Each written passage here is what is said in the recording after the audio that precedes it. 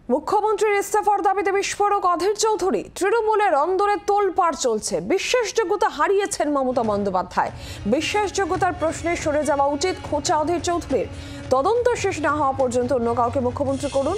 বাংলার মানুষ আপনাকে মুখ্যমন্ত্রীর চেয়ারে দেখতে চাইছেন না। দরকার হলে ভাইপোকে মুখ্যমন্ত্রী করুন। ভাইপো বসার জন্য রেডি হয়ে আছে। বিস্ফোরক মন্তব্য অধীর চৌধুরীর। আগামী দিনে বাংলার মুখ্যমন্ত্রীকে আপনার জায়গা ছাড়তেই হবে। তৃণমূল দলের মধ্যে নিয়ে প্রচন্ড অন্তর্বিরোধ, ইন্টারনাল রামলিংস চলছে। আমার কাছে খবর, দিদি তার বিশ্বাসযোগ্যতা হারিয়ে ফেলেছে।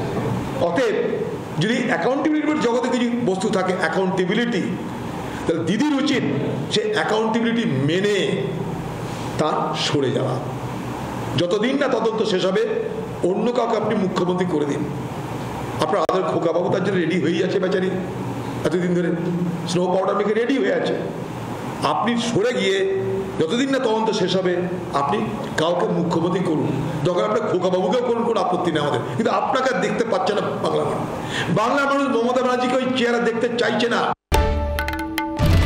বাংলার আওয়াজ, বাঙালির আবেগ, জি 24 ঘন্টা।